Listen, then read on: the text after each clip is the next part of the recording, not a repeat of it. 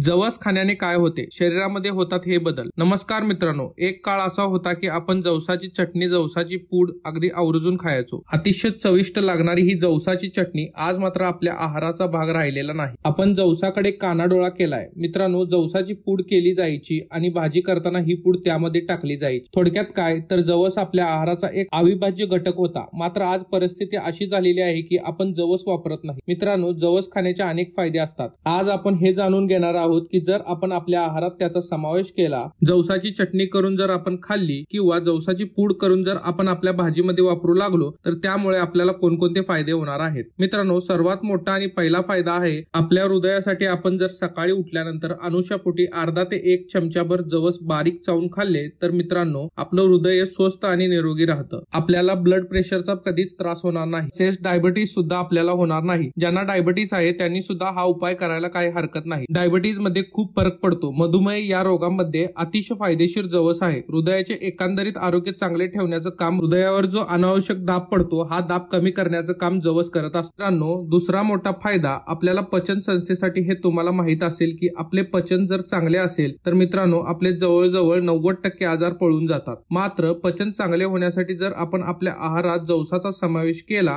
तर पहिली गोष्ट पचन क्रिया सुधारते। आपलं पित्त सुद्धा कमी होतं। पित्ताचा त्रास अनेक लोकांना असतो तर त्यांनी आवर्जून त्यांच्या आहारात जवसाचा वापर सुरू करा। ज्यांना भूक कमी लागते त्यांनी सुद्धा जर जवस खायला सुरू केलं, जवसाची चटणी तुम्ही खाऊ शकता तर तुम्हाला नक्की फरक पडेल। मित्रांनो, यामुळे भूक चांगल्या प्रकारे वाढते आणि जे तुम्ही खाल्लं ते चांगल्या प्रकारे पचते। तिसरा मोठा फायदा म्हणजे की जर तुम्हाला एखाद्या ठिकाणी भाजलेले असेल तर मित्रांनो, जवसाचं तेल मिळते जे बाजारामध्ये तुम्हाला भेटेल। तर हे जवसाचं तेल आणि चुन्याची निव्वळ एकत्र करायची आणि या भाजलेल्या ठिकाणी ती लावायची किंवा बांधायची। असं केल्याने जखम लवकर भरून येतात। ज्या भाजलेल्या जखमा आहेत त्या लवकर भरतात। ज्यांना पाठदुखीचा त्रास आहे, या पाठदुखीवर सुद्धा जवस अत्यंत गुणकारी आहे। ज्या ठिकाणी पाठ दुखते त्या दुखणाऱ्या जागी तुम्ही जवस बांधून ठेवा। हे जवस त्या दुःख भागावर असलेले नसा मोकळे करते आणि तुमचं दुखणं थांबवते। पाठदुखीवर अत्यंत चांगला उपाय आहे। मित्रांनो, जर तुम्हाला दात मजबूत करायचे असतील, हिरड्या मजबूत करायच्या असतील, निरोगी करायच्या असतील तर तुम्ही जवसाचं तेल वापरू शकता। या तेलाने जर तुम्ही हिरड्यांची मसाज केली किंवा जवस जरा भाजून घेतले आणि ते जर चावून खाल्ले तर मित्रांनो, दात मजबूत बनतात। त्याचप्रमाणे आपल्या ज्या हिरड्या आहेत त्या हिरड्या सुद्धा निरोगी आणि मजबूत बनू शकतात। मित्रांनो, बऱ्याच जणांना कफ होतो, वारंवार कफ होतो, तर त्यासाठी जवसाचं पीठ घ्यायचं आणि त्याने छाती शेकायची। असं केल्याने कफ पातळ बनतो आणि बाहेर पडण्यास मदत होते। तसंच जर ताप आलेला असेल तर तापामध्ये सुद्धा जवस अत्यंत गुणकारी आहे। थोडक्यात जे